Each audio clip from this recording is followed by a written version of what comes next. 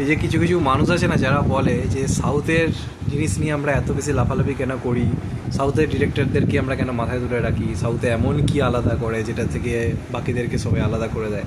তার জন্য তোমাদেরকে আজকে সলমান খান এবং ভামসির যে আপকামিং মুভিটা আসতে চলেছে, এটা আনটাইটেল এখনো পর্যন্ত, নাম দেওয়া হয়েছে SBC 63, মানে শ্রী ভেঙ্কটেশ্বরের ক্রিয়েশন, তারা তো সিনেমাটাকে প্রডিউস করছে। তো সেই প্রোডাকশনের নাম থেকে এটাকে SBC, তাদের 63তম যেহেতু মুভি, সেই হিসেবে আপাতত এটাকে একটা আনটাইটেল প্রজেক্ট হিসেবে এটা তারা নাম দিয়েছে। এবার কেন আলাদা সাউথের ডিরেক্টররা, আজকে তুমি জাস্ট এই অ্যানাউন্সমেন্টে গিয়ে দেখো, যেটা আজকে এসছে দিল রাজুর যে চ্যানেল রয়েছে, এখানে মূলত ডাব মুভিগুলো আর কি আসে। তো সেই দিল রাজু চ্যানেলে যে অফিসিয়াল অ্যানাউন্সমেন্ট এসছে, তারপরে দিকে তারা আদার্সও পোস্ট করেছে ফেসবুক, ওখানে তোমরা দেখো, তোমরা বুঝতে পারবে যে সাউথের ডিরেক্টরদের ভিজন কতটা। এটা জাস্ট একটা অ্যানাউন্সমেন্ট, জাস্ট একটা শুভ মুহূর্ত হচ্ছে, সেখানে সেটা সবাই আসছে, সেটা একটা অ্যানাউন্সমেন্ট, সেটাকে কি লার্জার দ্যান লাইফভাবে প্রেজেন্ট করেছে। দেখো এই যে গালমান আসছে, এই যে এত এত কাজ সলমান খানে আসছে, কোনোটা মনে দাগ কাটতে পারছে না, কোনোটা থেকে মনে হচ্ছে না যে সলমান খানের কাজ দেখছি। এটা 2012, 13, 14, 15 এরাতে হতো। এতদিন পরে সলমান খানের একটা সিনেমার শুভ মুহূর্তের একটা অ্যানাউন্সমেন্ট দেখলাম, যেটা দেখে সেই আগেকার টাইমের কথা মনে পড়ছে। সলমান খানকে ড্যাসিং লাগছে, সলমান খানকে পাওয়ারফুল লাগছে, এবং সলমান খানের যে অরা না, সেটাকে শুধুমাত্র অ্যানাউন্সমেন্ট লেভেলে যেভাবে প্রেজেন্ট করেছে ভাবছি, যদি সলমান খান একে নিজের স্পেসে কাজ করতে দেয়, যদি নিজের মতো করে কাজ করতে দেয়, ভামসিকে নাক না গলিয়ে, এটা সলমান খানের জওয়ান হতে চলেছে। অবশ্যই অ্যাটলির সঙ্গে তুলনায় ভামসির করবো না, কারণ অ্যাটলির মতো অত বড় বক্স অফিস বলে এখনো ভামসির নেই। বড় বড় সুপারস্টার পেলে হিট দিয়েছে, তবে এই পরিচালকের রেসিওতে কিন্তু এখনো পর্যন্ত ফ্লপ নেই, যে কারণে কিন্তু আশা রাখা যেতে পারে। এবং এই কিন্তু হিরোদেরকে প্রেজেন্ট করতে জানে। সলমান খানের ফ্যান্সরা যে ধরনের সিনেমা পছন্দ করে, বা ভাইয়ের এরা যে কারণে হয়েছিল যে ধরনের সিনেমার জন্য, সেই এরা ফার্মিং মুভি, সেই অরা ফার্মিং মুভি ভামসি কিন্তু প্রেজেন্ট করতে জানে। শুধু ভালো সিনেমা হতে হবে। দেখো আমি একটা জিনিস এখন মনে করি, সলমান খানকে জাপানের মতো দুর্দান্ত এরকম হাই লেভেল সিনেমা করার দরকার নেই। সলমান খান যদি এখন মিনিমাম জাটের মতো একটা সিনেমা করে না, যেটা সানি দেওল করেছিল, জাটের মতো একটা মুভি, জাস্ট ওরম একটা মুভি করলে সলমান খানের 300 কোটি তার ক্ষমতা আছে, যেটা কারণ নেই। ওরম ধরনের একটা মুভি করে, সেটা কিন্তু সলমান খানের রয়েছে, কিন্তু তার থেকেও তৎসচালী মুভি হচ্ছে বলে সিনেমার বক্স অফিসগুলো এখানে আটকে আছে।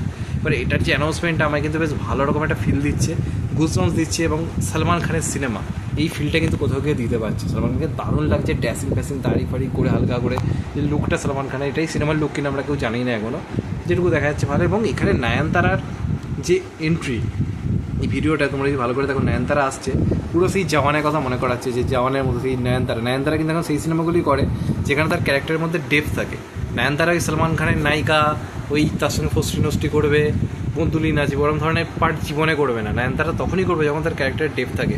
এবং আমি এই সিনেমায় নয়নতারা ভার্সেস সলমান খান দেখার জন্য যে এক্সাইটেড আছি, এটা হবেই।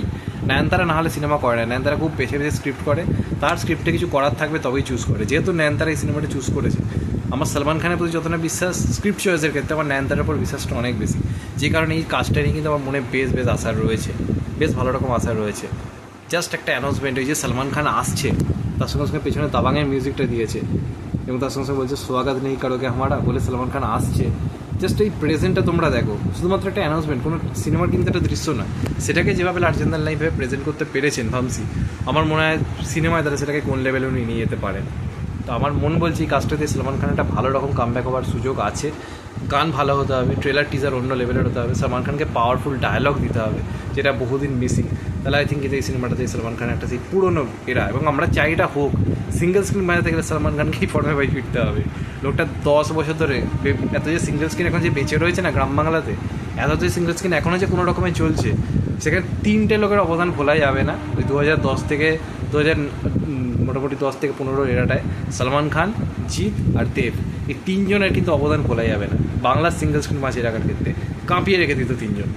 তো সেই টাইমটা আমি চাই ফিরুক, তার মধ্যে সলমান খান বহুদিন ধরে মানে হন্যে হয়ে ঘুরছে একটা কামব্যাকের জন্য। আমরা এটা দিয়ে কিন্তু সেটা হতে চলেছে, দেখা যাক লাস্ট অব্দি। সিনেমাটা দিনের শেষে ভালো হতে হবে, সলমান খানকে নাক গলানো বন্ধ করতে হবে, তবে আমার মনে হয় সিনেমাটা কিছু হবে। তো দেখা যাক। অ্যানাউন্সমেন্টটা আমার বেশ ভালো লেগেছে, BGM থেকে শুরু করে সব কিছু যেভাবে প্রেজেন্ট করেছে, আমার মন বলছে সলমান খানের স্টারডামটাকে মানে পুল আপ করার মতো ক্ষমতা কিন্তু ভাবছি রয়েছে। তো I hope so it's doing very good movie. দেখা যাক লাস্ট অব্দি কী হয়। তোমাদের এটা নিয়ে কী মতামত জানাতে ভুলো না। চ্যানেলটা নতুন হলে চ্যানেলটা সাবস্ক্রাইব করে দিও, কেটে দেবে লাইক। ভালো থেকো সবাই, টেক কেয়ার, নমস্কার, আবার দেখা হবে। ভালো থেকো সবাই, টেক কেয়ার।